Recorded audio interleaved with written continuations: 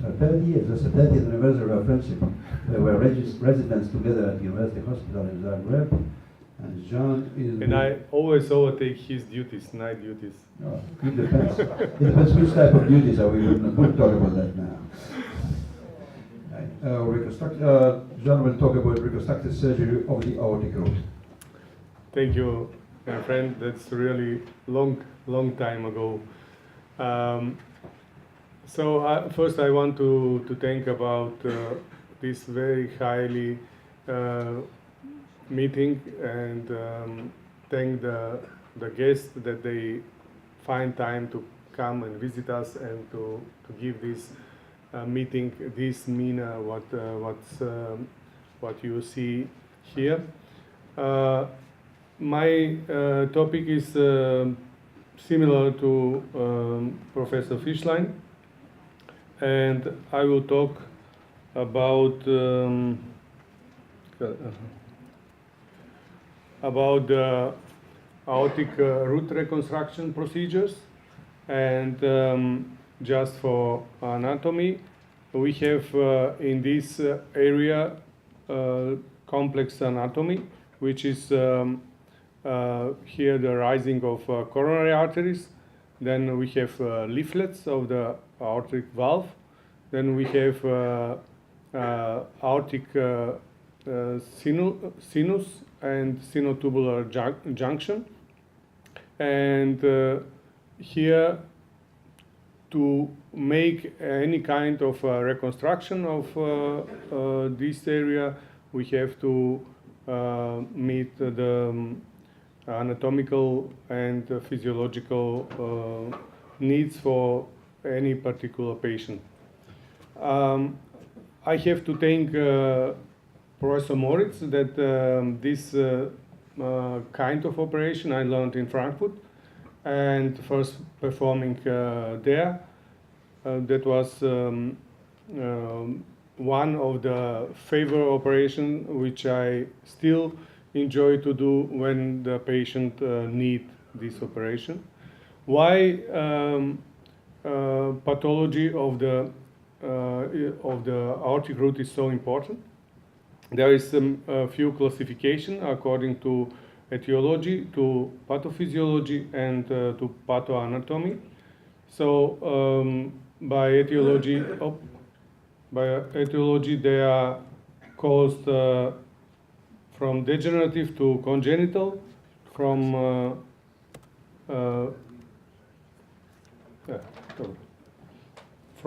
according to the pathophysiology, we are classificate of insufficiency and stenosis, and according to the pathoanatomy, there's three types of 1, 2, or 3 of classification, which I will explain further. There is by Euroheart survey, we have seen that there is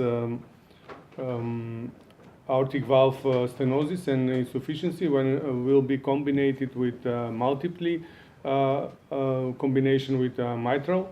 Then that is more than a half of pathology in the valve pathology.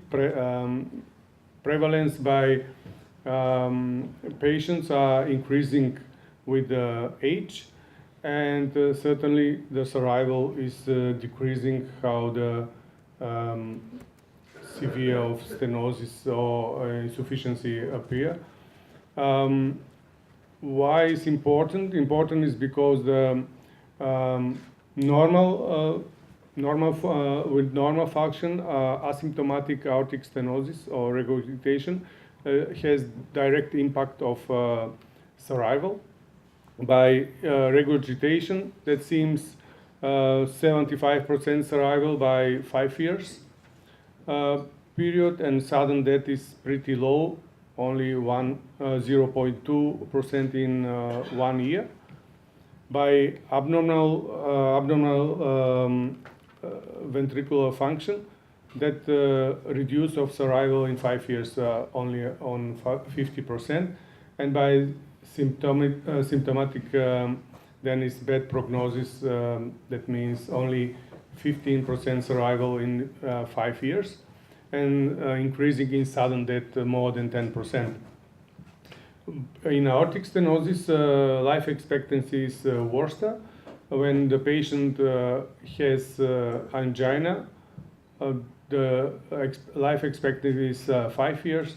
When they have first syncope, then that is 2 to 3 years survival, and when they develop congestive heart failure, then survival is very low, 1 to 2 years.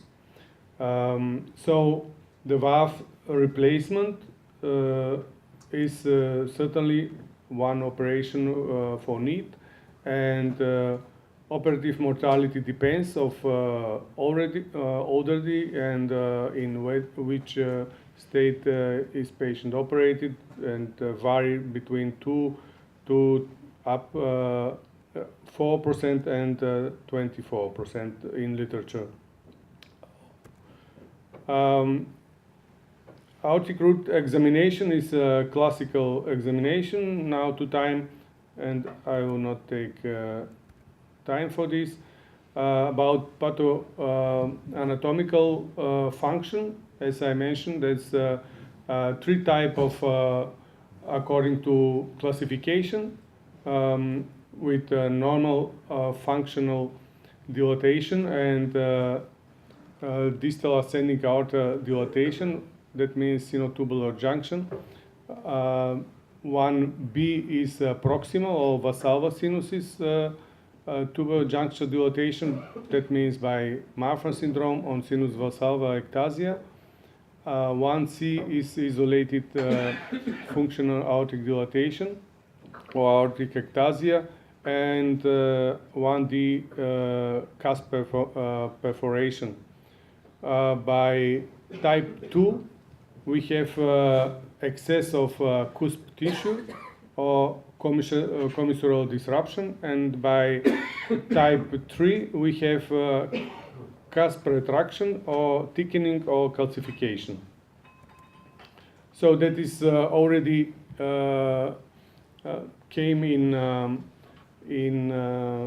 guidelines, and also there is a recommendation about the type of changing and what is advised to be done in operating field. Sorry. So as you can see by type 3, we have now in guidelines also sharing or decalcification or even patch replacement of the leaflets. I will show you some our cases. That is one typical case of type 1, where we have normal cusp with dilatation of aortic root. That is David procedure by sparing of aortic valve and implantation of reimplantation in tubular graft, where you can see the preoperative CT and the operation. Now is first is reimplantation of native aortic valve, then reimplantation of coronary ostia, and then connecting these two tube grafts with, and that is postoperative result. That was a young patient, 18 years old, with this pathology, and postoperative echo, which showing competitive valve. By type 2, the similar operation, but with excess of the cusp tissue, and it's very sensitive. Where we can see here the dilatation of the aortic root, but also dissection on on beginning of the supracoronary place.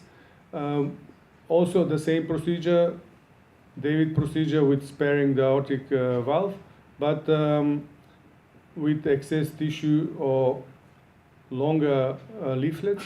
Then here is marginal reinforcement of the leaflets, so they are suspended and attached to the with Gorotex 5.0 and attached to the graft, and certainly the procedure is same with then sewing the. Here this patient has also mitral reconstruction, so that was approach which I closed to the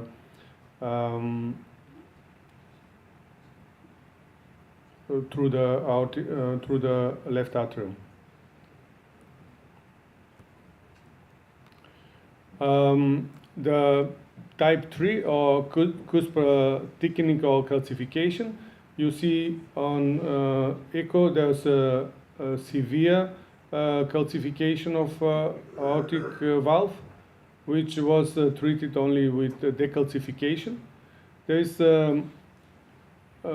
big possibility for many older patients to be decalcified because the calcifications not always destroy the cusp, and there is in the echo we can see severe calcification of the valve, but indeed they are on the surface of the leaflet. They can be easily and carefully removed, and in the end we almost get a very nice and a very good leaflet tissue, which for especially older patient is a very good solution. Also for patient with small root or where there is not so easy to implant any kind of valve. By type 3 severe stenosis by reconstruction of the aortic valve. Here is one case, it's a bicuspid valve, severe calcificate, which was completely excised, and you see the measurement 23 annulus, and creation of the new leaflets. New leaflets is created with pericardium, is taken the half of the measurement which is taken by aortic root, and all three leaflets are replaced in this mina. So that means is each leaflet is a half of the dimension of the annulus, and leaflets are cutted by pericardium, which is used fabric pericardium, which is used for fabric production of the aortic valves.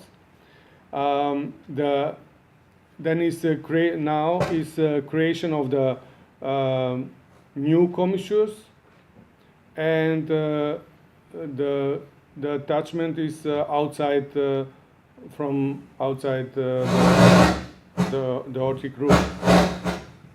Sure.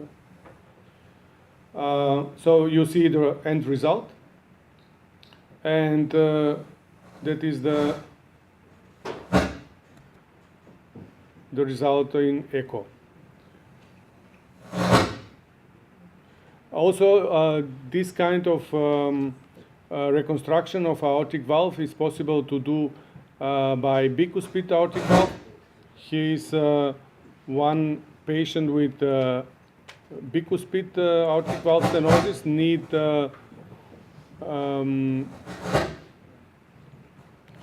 что je problem? Huh? Technical problems. This patient need aortic valve reconstruction and 2 bypasses. So the replacement was with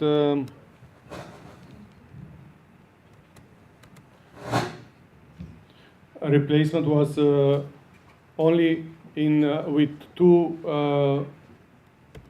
the same two leaflets. Here is one case also with severe aortic valve stenosis and also calcification of aortic ascendens. Previously tried to be operated and pronounced as a not operable case. Very small aortic root, less than 19 millimeters. There's no possible to be measured with 19 millimeters. So you can see how the aortic leaflets were created and replaced, and also then after excision of the aortic ascending aorta, then you see how it looks, and then this aortic ascendens also replaced with tubular graft.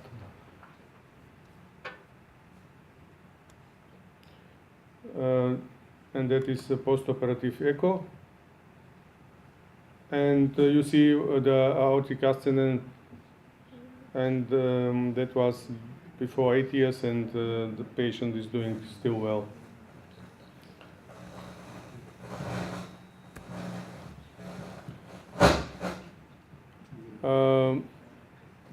Here we have a patient with endocarditis after dental intervention. 2003 was the first operation, and he get pericardial leaflet replacement, but after 10 years after dental procedure has developed endocarditis. So the previous implanted leaflets were simply excised like native valve. The measurement was done, and the leaflets in the same manner, and again replaced, how I explained further. I want to mention here, because you can see on the video, many years ago I started to do continuous warm blood perfusion without using Kalium for valve procedures. So the heart is continuously beating, and you see two catheters in left and right coronary artery continuously perfusing the heart, and also routinely is also retrograde cardioplegia. So from both sides there is perfusion of the heart about 200 milliliters per minute and pressure about 50 mercury. So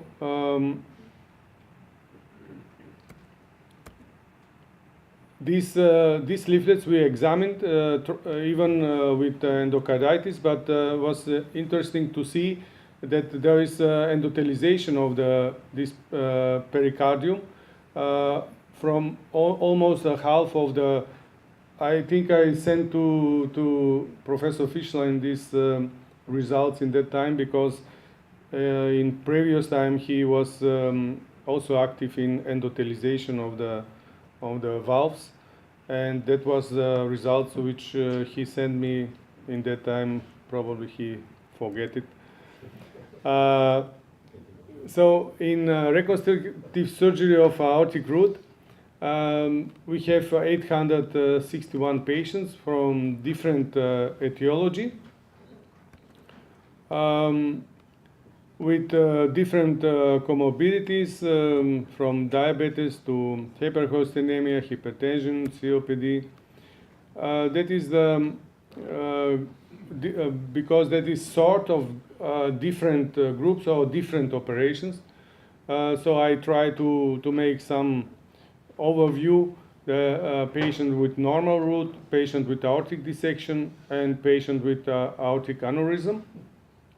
So upstairs, then the cross-clamp time, the mean bypass time, and what is mostly done, you see by by aortic dissection and aortic aneurysm, there is pretty few patient, more patient with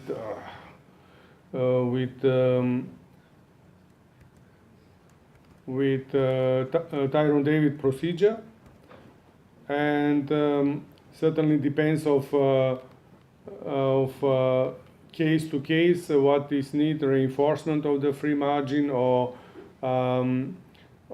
additional procedures, even bypass procedures, depends of what is need for operation. And you see by certainly by aortic dissection, all patients are aortic stenosis is replaced with tubular graft, but by aneurysms we are doing almost by all patients aortic reconstruction or aortic reduction in more so-called aggressive way. That means that all aorta is completely free prepared, and like we are doing for replacement with the tubular graft, and then is cutting is yeah, according to the dilatation of the aorta, which mostly is influencing the non-coronary sinus and non-coronary part of aorta. Here is results which are not differ, depends of pathology and length of stay in intensive care and other following parameters. Post-operative complication mostly are in expectable and not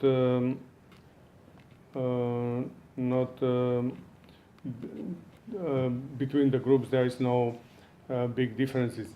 So we are now following almost more than 15 years one group of selected patients only for aortic valve replacement, aortic valve leaflet replacement, which is interesting in some parameters, where this study is not finished because it's a long-term period. And what is interesting by this reconstruction surgery by leaflets, you can see even by very small annulus, because of the measurement of the opening area is on the top of the leaflets, and leaflets are higher attached to in sinotubular place, so we can achieve pretty high post-operative opening area of the implanted leaflets. So in this region you can see even by 19 millimeters native aortic valve, aortic ring, there is pretty half of the patient who which are between 3 and 4 centimeter in opening area, and compare to referent valves, which you can see better in this slide. That's a pretty big difference in opening area between the fabric or referent valves and compared to the reconstructive surgery of the leaflets between the effective or efficient area. So for late complication, we have reoperated 11 patients. 4 patients after separate aortic reef replacement, 1 died to aortic regurgitation, bigger than 2, 1 to calcium degeneration, 1 to infective endocarditis, and want to dehiscation of the right coronary leaflet. In aortic dissection group, we have 7 reoperation. Few also a little bit died to learning curve of one of the surgeons who start to operate emergency cases. The actual survival is by all groups not differ, and is by 15 years about 60% of which is good in compared to the literature. So the why aortic valve reconstruction with pericardial leaflets, because you see on the right side the normal valve, and on the left side reconstructive surgery with replacement of the leaflets. So we try to simulate the nature, because I think the nature is the best. And this kind of procedure was recognized from European Association, and this technique was nominated for as new technique for Averton in 2010. So take home message. First, for reconstruction of the aortic root, we need complete understanding of the mechanism, and to make sustainable any aortic valve repair. A variety of techniques are available to address cusp pathology and need to be tailored to the native cusp morphology and disease. Valve repair involves correction of the cusp pathology and stabilization of the functional aortic annulus, and repair of cusp pathology provides stable long-term results in both tricuspid and bicuspid aortic valve. So sometimes we have probably good weapon, but not anytime we can achieve this goal, because as we already discussed in previous topics, industry is very powerful, and so we have to fight with many other stronger and more powerful enemies. So thank you very much for